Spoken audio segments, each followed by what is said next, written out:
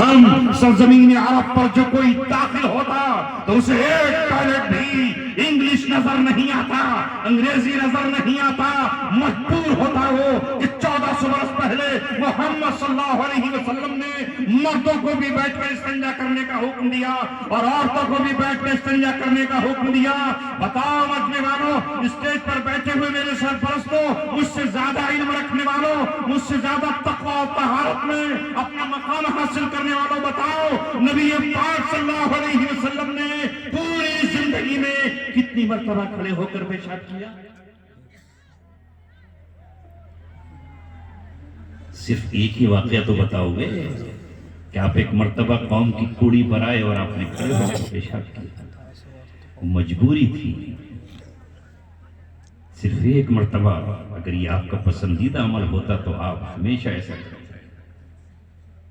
مگر میں اپنے نوجوانوں تم سے پوچھ رہا ہوں کہ تمہیں کیا ہوا؟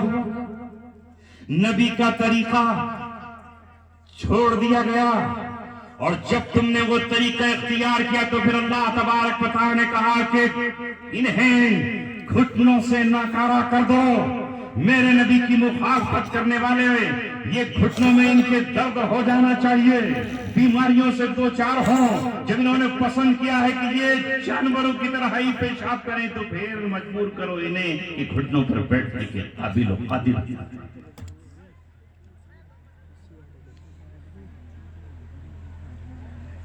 اگر آج کا یہ جلسہ محض اس لیے ہے کہ آج ہمارے گاؤں میں بہت خوبصورت جلسہ ہوا، بہت پورا گاؤں سجایا گیا، لائٹیں لگائی گئیں، دہلی سے اور میرٹھ سے اور آگرہ سے علماء کو بلایا گیا، تو یہ جلسہ اپنی ناکامی کو پہنچے گا۔ آج یہاں ارادہ کر کے بیٹھو، جنہیں 1400 برس پہلے رضی اللہ عنہم ورضوا عنہ کا تمغہ اور خطاب ملا، وہ اللہ سے راضی، اللہ ان سے راضی ہوا، اللہ کی رضامندی کا پروانہ جنہیں دنیا میں زندگی میں عطا کر دیا گیا اور اسے اس آیت کے ٹکڑے کی شکل میں قرآن میں رکھ دیا گیا، اور قیامت تک صحابہ سے رضامندی کا پروانہ ملا۔ انہیں رضامندی کیوں ملی؟ حالانکہ وہ قوم تو آپ نے اخلاقی اعتبار سے اس مقام پر پہنچی ہوئی تھی کہ 250 قسم کی شراب پیتی تھی، وہ قوم اپنی گندگی کو اس مقام پر پہنچی ہوئی تھی کہ مردار کھا لیا کرتی تھی، اونٹوں کے پیشاب پی لیا کرتی تھی، جانوروں کے پیشاب کو وہ امرت سمر کے پی جایا کرتی تھی۔ وہ قوم جو اپنے بچوں کو زندہ زمین میں دفن کر دے، وہ قوم جو عبادت گاہ میں توحید کے مرکز میں خانہ کعبہ میں ننگے بدن طواف کرے اور برہنہ جسم مرد عورت ایک ساتھ اکٹھے ہو کر طواف کرے، ان کی بے حیائی کا کیا عالم ہوگا؟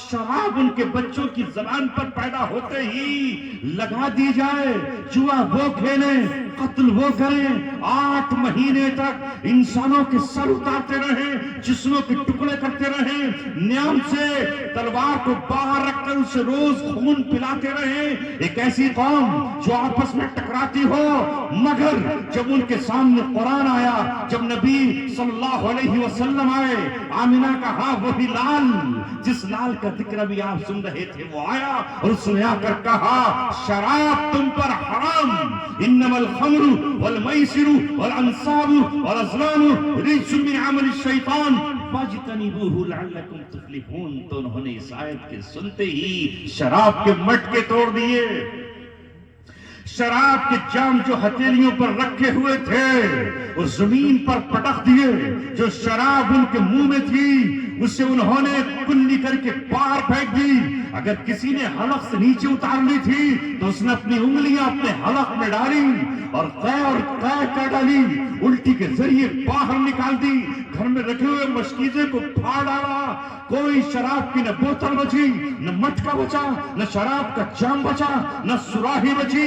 مدینہ اور مکے کی گلیوں میں شراب یوں بہا دی گئی جیسے شراب کی آسمان سے برسات ہوئی ہو اور سیلاب کی طرح بہہ رہی تھی۔ مگر اے مسلمان تو بتا، یہی قرآن آج بھی تیرے گھر میں مسلسل اعلان کر رہا ہے، مسلسل اعلان کر رہا ہے انما الخمر والمیسر والانصاب والانصاب والازلام رجس من عمل الشیطان فاجتنبوه لعلکم تفلحون. اگر شراب سے بچ جاؤ گے تو کامیاب ہو جاؤ گے.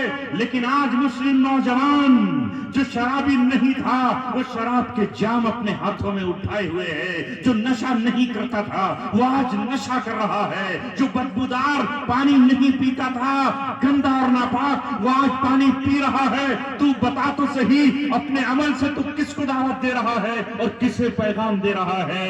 تیرا جسم یہ بتا رہا ہے کہ تو محمد صلی اللہ علیہ وسلم کا غلام نہیں، تو انگریزوں کا اور دنیا کی ان قوموں کا غلام ہے جو آج بھی شراب پی رہے ہیں.